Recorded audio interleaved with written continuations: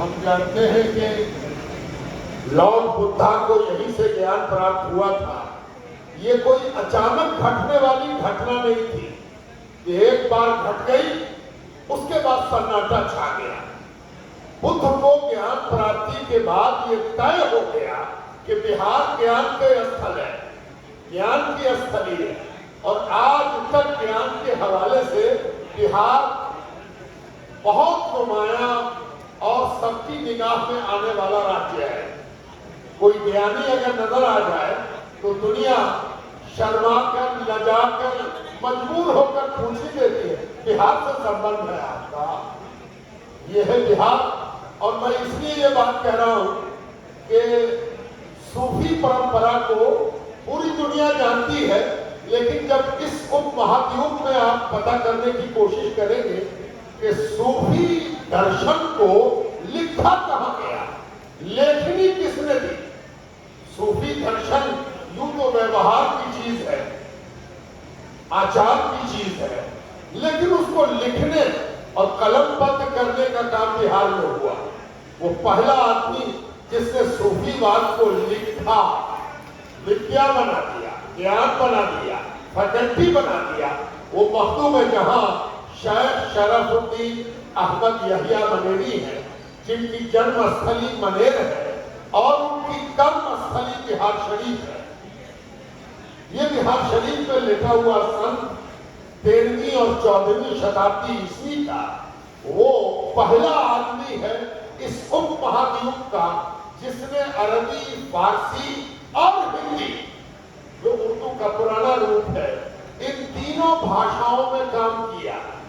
वो इस उपमहाद्वीप का सबसे बड़ा अरबी स्कॉलर है, फारसी स्कॉलर है और हिंदी स्कॉलर है। खुसरो के फौरन बाद, खुसरो का जमाना खत्म होते होते बिहार में खुसरो की जगह ले ली थी। खुसरो के बाद बिहार को दुनिया में पहचानवाने में हम चूक गए हैं। हमारी ये जिम्मेदारी है कि बिहार टूरिज्म को इस तरह डेवलप करें कि हम बताएं कि खुसरो दिल्ली में जरूर थे, लेकिन खुसरो के बाद जिसने हिंदी को दुनिया में फैलाया वो बिहार है।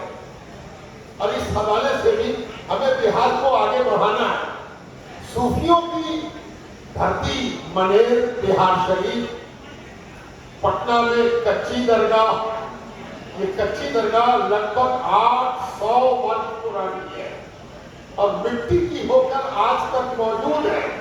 इससे ये बताकर ये पता चल रहा है कि बिहार की मिट्टी को कैसा सौभाग्य प्राप्त है कि वो मिट्टी इतनी पवित्र है कि वो मिट्टी भी कहीं बर्बाद नहीं हो पाती। वो मिट्टी आज तक महफूज, सुरक्षित और पावन है। तो कच्ची दरगाह और पक्की दरगाह भी पटना में बहुत इंपॉर्टेंट है। इस लिहाज से भी याद रखना चाहिए कि बिहार में कुछ ऐसा शासन स्थापित हुआ जिसका केंद्र बिंदु बिहार था। ये स्वतंत्र था, ये दिल्ली राज्य के अधीन नहीं था, ये बंगाल राज्य के भी अधीन नहीं था, बल्कि स्वतंत्र था बिहार। उस हवाले से भी अगर कोई हिस्टोरिकल टूरिज्म के तहत आता है तो उसको भी बिहार दिखाने की जरूरत है। अगर कोई लिंगुअल टूरिज्म के हवाले से भी आता है तो उसको दिखाने की जरूरत है कि बिहार संस्कृत की राजधानी है, प्राकृत की राजधानी है। इसलिए कि जब ये पॉलिटिकल और आध्यात्मिक राजधानी थी तो यही भाषाएं भी पढ़ाई जाती। ये नालंदा विश्वविद्यालय सिर्फ बुद्धिज्म नहीं पढ़ाता था, ये संस्कृत पढ़ाता था, प्राकृत पढ़ाता था और फिर सूफियों के दौर में ये फारसी और अरबी का महत्वपूर्ण केंद्र रहा। यहाँ जो फारसी और अरबी के ग्रंथ लिखे गए उसको दुनिया दांतों तले उंगली दबाकर देख रही है। मैं सिर्फ एक उदाहरण देना चाहता हूं कि बिहार में मखदूम शरफुद्दीन यहिया मनेरी, जिनका मनेर और बिहार शरीफ से संबंध है और जिनकी दरगाह बिहार में बड़ी दरगाह कहलाती है, आप में से कितने लोग जानते हैं कि उन्होंने एक क्रांति लाई? कैसी क्रांति कि उन्होंने लोगों को चिट्ठियों के जरिए ज्ञान देना शुरू किया। यानी उनके मुरीदों में, उनके शिष्यों में बड़े बड़े ऑफिसर थे। ऑफिसर कहते थे कि हम त्यागपत्र दे दें और आपकी सेवा में आ जाए। मखदूम साहब ने कहा नहीं, त्यागपत्र मत दो, काम करो। अगर कोई प्रश्न तुम्हारे मन में बनता है तो वो प्रश्न मुझको लिख भेजो, मैं उस प्रश्न का उत्तर तुमको लिख कर दूंगा। 1700 चिट्ठियां लिखी गई, ऑफिसर्स के नाम, बादशाह के नाम, आध्यात्मिक लोगों के नाम, ज्ञानियों के नाम चिट्ठियां लिखी गई। उनमें से 100 चिट्ठी एक जगह की गई। और आपको ये जानकर और गदगद हो गया कि ऑस्ट्रिया का रहने वाला फादर पॉल जैक्सन अपनी पीएचडी करने के लिए बिहार आया और उसने मखदूम साहब के लेटर्स को अपनी पीएचडी के लिए टाइटल बनाया और उसने the 100 letters of Sharafuddin Yahya Bareilly Washington से छपी 7 एडिशन उसका हो चुका है, 7 संस्करण। दुनिया जानती है कि बिहार ऐसी जगह है कि जब लोग ये नहीं जानते थे कि दूरस्थ शिक्षा क्या होती है, कॉरेस्पॉन्डेंस कोर्स क्या होता है, तो बिहार इसलिए जाना जाता था कि यहाँ चिट्ठियों के जरिए ज्ञान देने का काम 13वीं शताब्दी ईस्वी में हो रहा है। यह है बिहार। और अगर कोई चाहता है कि कॉरेस्पॉन्डेंस कोर्स की कामयाब मिसाल देखे तो इसलिए भी वो बिहार आ सकता है कि आकर देखे कि किसकी चिट्ठी किसके नाम गई और उन चिट्ठियों में क्या है। बिहार ने ज्ञान समेट किया चिट्ठियों में। बिहार ये भी जानता है कि अगर किसी को ज्ञान है तो वो गद में, पद में नहीं बल्कि चिट्ठियों में भी ज्ञान बांट सकता है। और ये है बिहार। और इस लिहाज से मैं आग्रह करना चाहता हूं कि बिहार के टूरिज्म को जरूर बढ़ाना चाहिए, ईमानदारी से बढ़ाना चाहिए, अच्छाई से बढ़ाना चाहिए।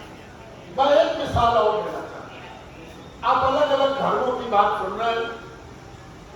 बुद्ध गुरु ने अपनी बात बताई, जैन गुरु ने अपनी बात बताई, आप भी अपनी अपनी बात बताएं।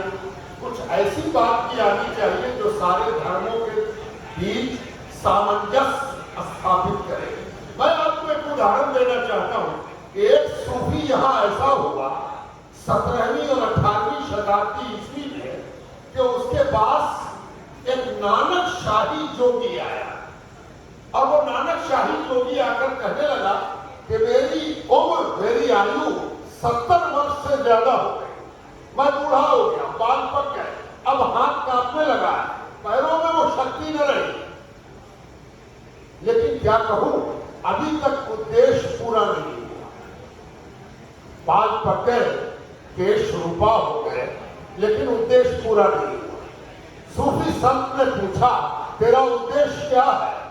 कहने लगा, मैं कृष्ण भक्त हूं, कान्हा का दीवाना हूं और मेरे जीवन का एक ही उद्देश्य है, मेरे जीवन का, कि मैं कान्हा को साक्षात देखना चाहता हूं। आज तक नहीं देख सका, उसी की तलाश में केश रूपा हो गया। ये किससे कहा गया? बिहार के एक सूफी से कहा गया, एक मुसलमान सूफी से कहा गया। ये बहुत इंपॉर्टेंट है।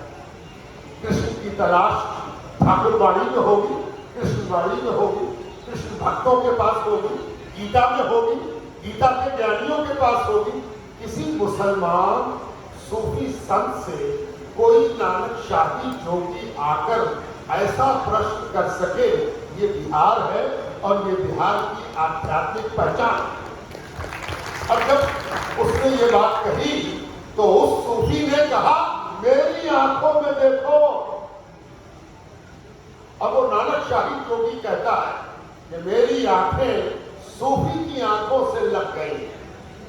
थोड़ी देर में देखा गया कि वो नानक शाही जोगी बेतहाशा नाचने लगा, बिन सुरताल पखावत नाचे, नाचता गया और मूर्छित होकर गिर पड़ा। पानी छींटा गया, होश में लाया गया। जब उसे आराम हुआ तो उससे पूछा गया कि क्या हुआ? कहने लगा 70 वर्ष की आयु के बाद पहली बार साक्षात देखा कि मैं वृंदावन में खड़ा, सामने कृष्ण खड़े हैं, बांसुरी बजा रहे हैं और बांसुरी से जो सदा सुनाई दे रही है, बांसुरी से जो ध्वनि सुनाई दे रही है, बांसुरी से जो आवाज प्रकट हो रही है, वो कह रही है ला इलाहा इल्लल्लाह, सबका पैदा करने वाला, सबका मालिक एक है, सब एक के बंदे हैं, सब एक ही के पैदा किए हुए हैं। ये सूफिज्म है और ये बिहार का सूफिज्म है। बिहार का सूफिज्म, सूफी सर्किट सबको आमंत्रित करता है कि मेरी ओर आओ। मैं बहुत मुबारकबाद देता हूं कि आपने इतना अच्छा पहल किया, इतनी अच्छी पहल किया। बिहार को बहुत जरूरत है। किस किस चीज की जरूरत है? दो चार वाक्य हो। सबसे पहले तो ये कि यहाँ शांति व्यवस्था होनी चाहिए। कहीं भी टूरिज्म आगे बढ़ता है तो बिना शांति के नहीं बढ़ सकता। अमन चैन होना चाहिए, आपसी प्यार होना चाहिए, आपस में सद्भाव होना चाहिए, आपस में एक दूसरे के प्रति सद्भाव की भावना होनी चाहिए, एक दूसरे को जानने की प्रवृत्ति बननी चाहिए। हम अगर बुद्धिज्म को नहीं जानते तो ये मेरा दुर्भाग्य है।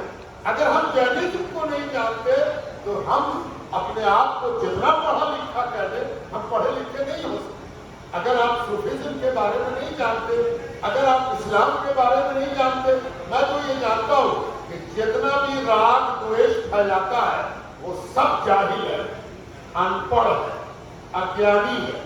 जैसे जैसे ज्ञान आता जाएगा वैसे वैसे प्यार बढ़ता जाएगा, मोहब्बत बढ़ती जाएगी, निकटता बढ़ेगी, एकता बढ़ेगी। तो एकता बढ़ाने की जरूरत है। दूसरे ये कि सरकार और टूरिज्म से जुड़े हुए लोगों को टूरिज्म के हवाले से ईमानदार होने की जरूरत है। और ईमानदारी का तकाजा ये है कि सही जानकारी पड़ोसी जाए और जानकारी वर्ल्ड स्तर की हो, विश्व स्तर की हो। घटिया, लोकल, मामूली जानकारी नहीं होनी चाहिए। जानकारी ऐसी होनी चाहिए जो संदर्भ के साथ हो। ऐसी जानकारी जिससे झगड़ा पैदा हो, लड़ाई पैदा हो, दूसरों के प्रति कटुता पैदा हो, ये टूरिज्म बढ़ाएगा नहीं, ये टूरिज्म के कारोबार में आग लगाएगा। इसलिए एक ऐसा वातावरण बनना चाहिए जिसमें जो ज्ञान परोसा जाए, पहाड़ के बारे में, गुफा के बारे में, मंदिर के बारे में, विश्वविद्यालय के बारे में, दरगाह के बारे में, वो प्रामाणिक हो, संदर्भ के साथ हो, विश्व स्तर का। और इन जगहों तक जाने के रास्ते सही, उन जगहों की सड़कें सही की जाए। वहां जो लोग आएंगे या तो उस जगह को डेवलपमेंट से गुजारा जाए, उसका मैनेजमेंट सही किया जाए, या फिर होटल्स बने, या फिर अगर गांव की बात, अभी एक बहुत इंपॉर्टेंट लेक्चर आपने सुना जिसमें आपको बताया गया कि 2000 से ऊपर गांव ऐसे हैं जो गांव बिहार में इतिहास के साक्षी भी है और इतिहास का विषय वस्तु भी है। क्यों नहीं उन गांवों को डेवलप किया जाए कि जो बाहर से आने वाले हैं वो उसी गांव में रहे, गांव वासियों के साथ रहे, गांव का कल्चर भी देखें, गांव की सुगंध भी सूंघें। ये बिहार में अगर हो जाता है तो हम बिहार को भी तरक्की देंगे, सूफिज्म को भी तरक्की देंगे और बिहार की एकता और धार्मिक सामंजस्य को भी मजबूत कर सकेंगे। ये बहुत जरूरी है। बिहार के पास इतना है जितना किसी पेट्रोल के कुएं में पेट्रोल नहीं, जितना किसी खान में अदरक नहीं, उससे ज्यादा बिहार के पास दुनिया को दिखाने के लिए संपदा मौजूद है। हमें तैयार होना होगा कि हम जो हीरे को कोयले के भाव तौलते आते हैं, हमें मालूम होना चाहिए कि हमारे कोयले में हीरा भी है और बहुत